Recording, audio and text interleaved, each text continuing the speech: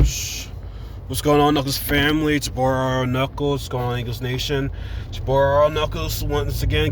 I don't want to say a preview. It kind of is a preview. I like to give a preview of the Eagles matchups a few days before the game, like maybe on a Friday or Saturday, or hell, even the day before the actual game. But today I just want to give my little thoughts, not thoughts, but just, granted, I know they're not going to look at this, but some heads up for the Eagles for the upcoming weekend game against the Dallas Cowboys. Now, that's Dallas week.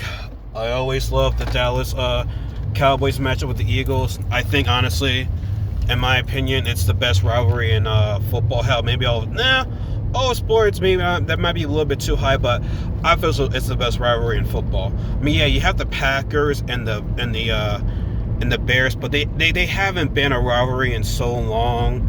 Ravens and Steelers, I think now that just got, reunited with, with Lamar Jackson and both teams being identical on defense right there. What else?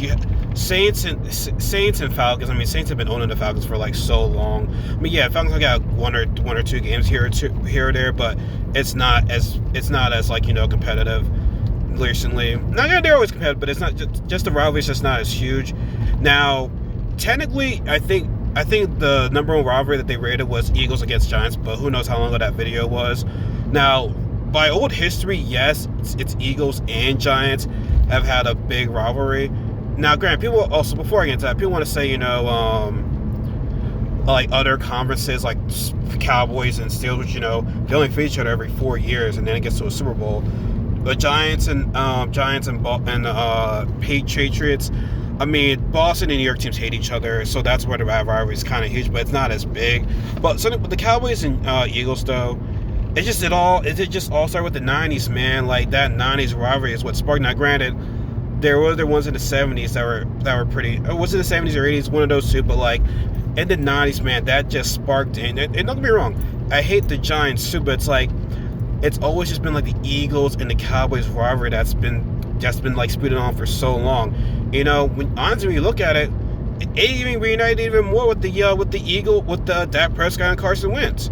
You know what I mean? It's a great rivalry. I hate them, they hate us, but Eagles Cowboys week, it's always a great week. I love this week. We're all talking shit and stuff like that. It's just amazing. But having said all that, now it's been reported that we are big favorites in this game, which granted, with all the injuries the Cowboys are going through, which karma. Like I said this before on Monday, Cowboys fans have been saying, "Oh, next man up, no excuses." So I don't want to hear from y'all with the injuries on your team. So welcome to our world. We've been dealing with this shit for God knows how long. Karma will always come back to haunt on people. It will, but like I said, having said all that, the Eagles cannot take this game lightly.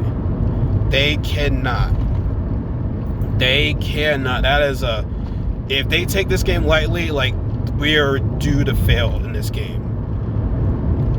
We cannot be coming in this game easy. Not granted, I want to destroy these guys. Don't get me wrong. Well, when you look at each side right now, yeah, it's no question the Eagles should win this game. But let's say it's any given Sunday. You know what I mean? The Cowboys have nothing to lose. They have nothing to lose.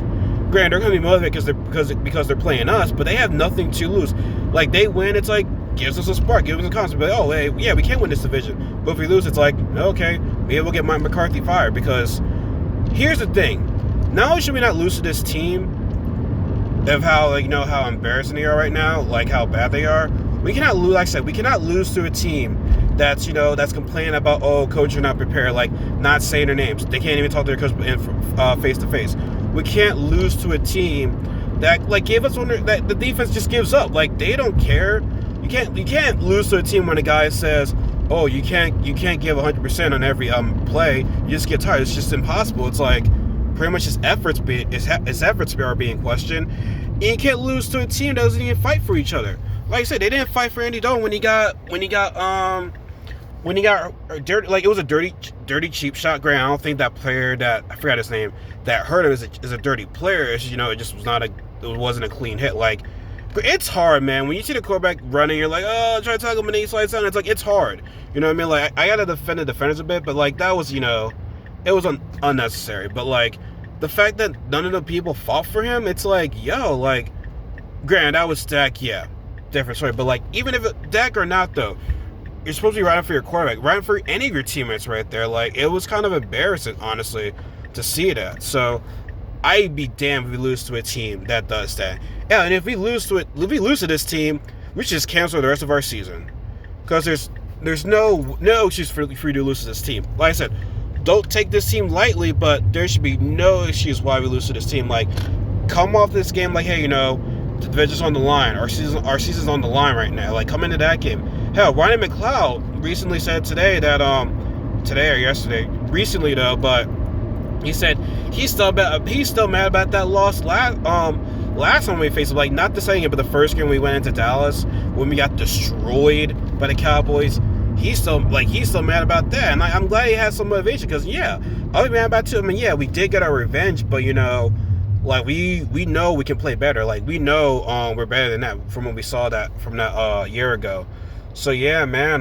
What's this stupid lady on she's taking her own sweet time. But yeah, she's not looking the other side. Like, there's no, like I said, can't take this team lightly. Like I said, they have nothing to lose. They have nothing to lose and everything to gain. And that's always dangerous, man. When you fight against, a desperate team, man, anything can happen. But for us, we know what's at stake.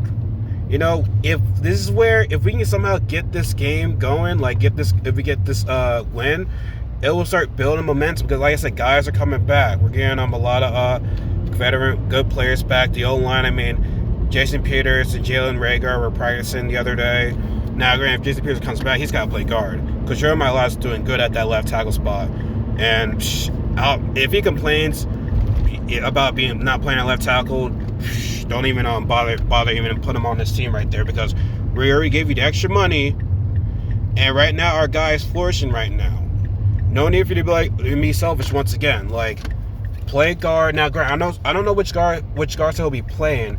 I think it might be better if he plays the right guard because Isaac Seumalo should be coming back. I'm not sure if he's going to play this game though, but Isaac Seumalo is coming back. But it's not a season-ending injury. It's just a couple of weeks or maybe about a month. I don't know, but he should be coming back. He'll be at the left guard position. So then you have Jason Peters play the right guard, and Lane Johnson, he'll be in and out. But I will say this though,